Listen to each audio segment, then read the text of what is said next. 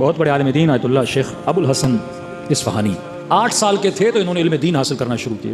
جب 11 سال کے ہوئے گاؤں میں رہتے تھے اصفہان کے ساتھ چھوٹا سا گاؤں, تو اپنے والد کو کہا کہ بابا مجھے اصفہان بھیجیے, میں وہاں جا کے مکتب میں مدرسے میں جا کے علم دین حاصل کروں گا. تو والد نے کہا بیٹا آپ 11 سال کے ہو, کھانا پینا کپڑے دھونا ہونا کیسے ہوگا؟ کہا میں کر لوں گا. کہا بیٹا بیمار ہو جاؤ گے, مختلف مسائل ہیں, کس طرح کرو گے؟ میں اجازت نہیں دے سکتا. کہتے باپ گھر آتا تھا رات کو, اس کے قدموں میں بیٹھ جاتے تھے, پاؤں دباتے تھے, رونا شروع ہو جاتے تھے, بابا میں نے جانا ہے, میں نے جانا ہے. بالآخر والد راضی ہوا, اس کو اصفہان بھیجا مدرسے صدر. کہتے 4 مہینے میں نے دل لگا کے پڑھائی کی. 4 مہینے کے بعد سردی کا موسم آیا, برف باری اور شدید برف باری ہوئی اصفہان میں. میرے پیسے ختم ہو گئے, کھانے پینے کے لیے پیسے نہیں, کمرے کے اندر روشنی چاہیے, موم بتیاں چلی گئیں, کمرے کو گرم کرنے کے لیے کوئلہ لانا پڑتا تھا, کوئلے کے پیسے نہیں, کھانے کے پیسے نہیں. یہ عالم آیا کہ جو بچی ہوئی سوکھی روٹیاں تھیں میں ان کو کھا کے اپنا دن گزارتا تھا. اتفاق سے انہی دنوں میرے والد آ گئے مجھ سے ملنے کے لیے. کمرے میں جیسے اندر آئے روشنی نہیں, کمرہ ٹھنڈا یخ, کھانا کا بابا پیسے ختم ہو گئے.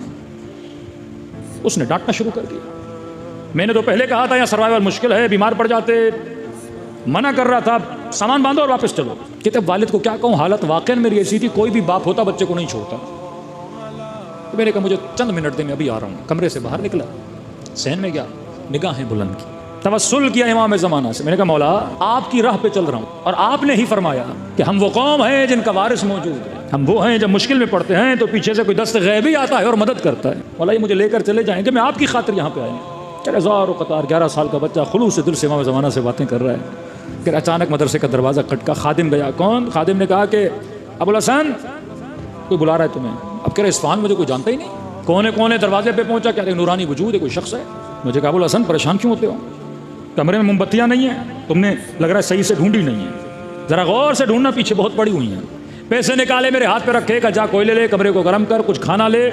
مہمان کو بھوکا نہیں بٹھایا کرتے, اور آج کے بعد پریشان ہونے کی ضرورت نہیں, کیونکہ تو وہ ہے جس کا وارث زندہ ہے.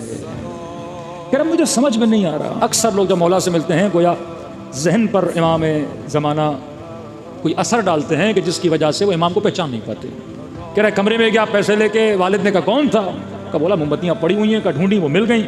پیسے دیے, کہا کوئلے لے لینا, کمرہ گرم کر دینا, کھانا لے لینا. والد آیا, کھانا کھلا دینا. کہا پوچھا نہیں بیٹا کون ہے؟ کہا کہ پریشان ہونے کی ضرورت نہیں, ہم وہ ہیں جن کا وارث زندہ ہے. کہتے والد کھڑے تھے, بزرگ تھے, جیسے سنا تو گھٹنوں کے بل بیٹھ گئے.